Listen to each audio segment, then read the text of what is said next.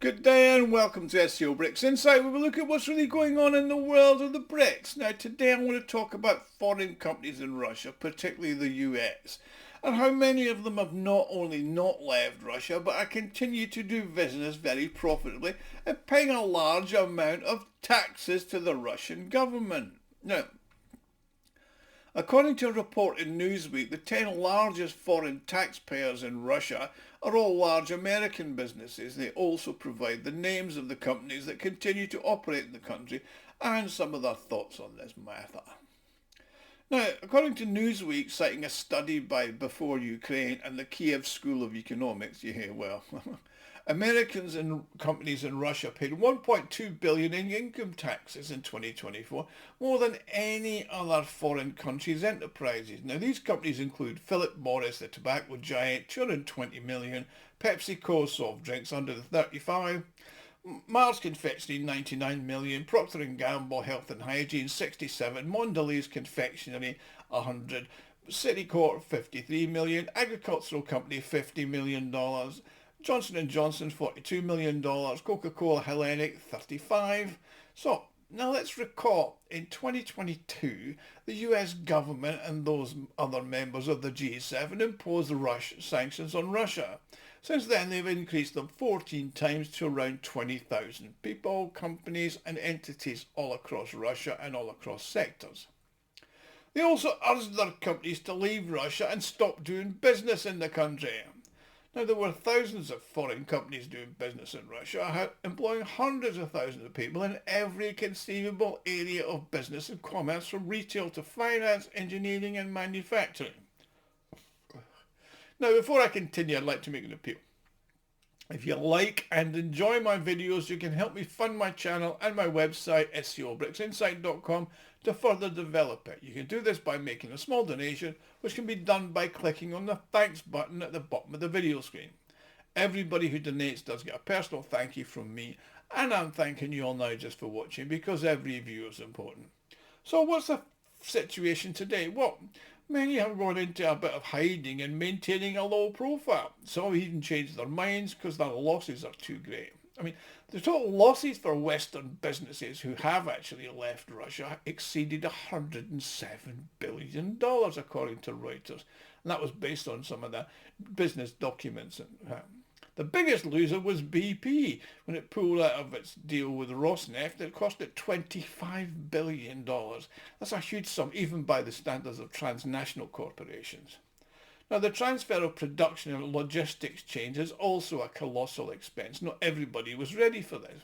And as the Financial Times noted, in mid-2024, companies that had initially intended to leave Russia began to rethink their decision. Now, this decision shift was influenced by the measures implemented by Moscow. Specifically, a mandatory 50% discount was introduced on the value of assets owned by unfriendly countries' companies when selling to Russian buyers. Additionally, a tax on departure of at least 15% was also implemented. Now, these measures contributed to a significant influx of revenue to the Russian treasury, totaling over 400 million in the first quarter of last year alone. That was dollars, not rubles, by the way.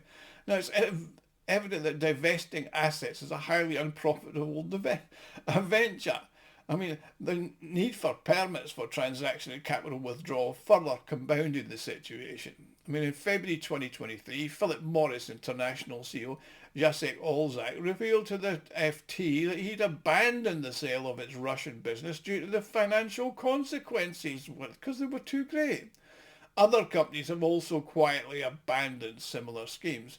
According to the Kiev School of Economics, more than 2,100 Western companies have chosen to remain in the Russian market. I can do that. Just walk around a supermarket, you see it. Now, a study by the Yale School of Management's Executive Leadership Institute that found 123 very large American firms continue to do business in the country to some degree. When including medium-sized businesses, it rises to 328, according to the KSE data. In order to maintain their share in this profitable market, they just organise reorganisation and rebranding efforts. For example, Coca-Cola ceased its deliveries, but this was taken up by its subsidiary in the region, Coca-Cola Hellenic, which the American company owns 21% of. In 2022, Hellenic established the company Molten Partners, which specialises in the production of Dobre Cola, which is Coca-Cola with a red label and just some Russian writing on the name. Same company, same bottles, different label, same taste. In September 2024, Citigroup announced we're closing all our systematic banking systems except for operations necessary to meet our remaining legal and regulatory obligations. Now, despite this announcement, the company has not yet left Russia. Now, some companies cited humanitarian considerations for staying. Avon Cosmetics initiated the sale of its Russian business and received a few offers, but ultimately decided against accepting them because they'd lose too much money. PepsiCo, Mars, Procter & Gamble, Cargill, Weatherford have all confirmed they've scaled back operations, but production and sales are continuing. Now, before Ukraine has expressed strong concern over the disparity in financial contributions to Ukraine compared to Russia by various companies, Philip Morris allocated $10 billion to Ukraine while paying $220 million in profit taxes in Russia. Mars did $22 million to Ukraine and $100 million to Russia respectively. Now, the evident rationale underlying this is, what incentive would there be to divest a highly profitable business meticulously cultivated over years for a nominal sum, particularly when there's a diversion of opinion on what to do with the Russian government? Now, any transaction would necessitate the disbursement of compensation to Russia, resulting in the forfeiture of their brand, their market share, the termination of long-term contracts, and the huge loss of profits. Now, the minimum discount on asset sales has been increased to 60% and the contribution to the budget 35%. So, a foreign owner divesting their assets will get 5% of the market value. 5 cents on the dollar. Plus, the transactions involving the exit of companies worth more than 50 billion rubles, which is about $500 million, are now subject to presidential approval. Finally, the tax on all income of foreign organisations has been raised from 20 to 25%.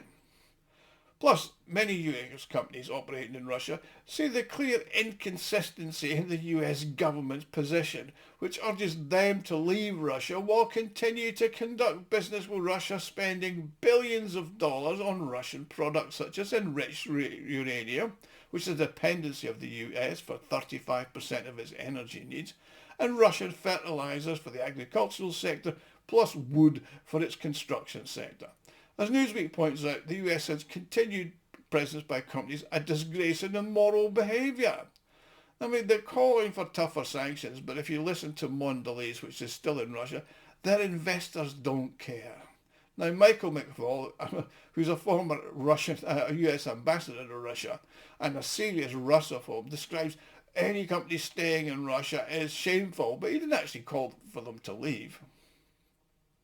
Plus, many of those who vocally condemned Russia's actions to the approval of the Western company have re-entered through alternative channels. I mean, many companies with American capital, such as McDonald's, they formally sold their business to Russia at a symbolic price.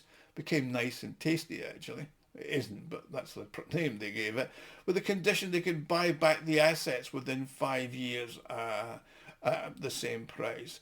Recently, information emerged that McDonald's had filed over 50 trademark applications with Ross Patent at the end of 2024, and that indicates they're coming back. Likewise, Ford, the US corporation that exited the joint venture with Russian investors after the start of the special military operation, incorporated a right to repurchase its assets within a required time frame into its agreement. Now, according to the Russian Chamber of Commerce, American firms have rebranded themselves and continue to operate under new names.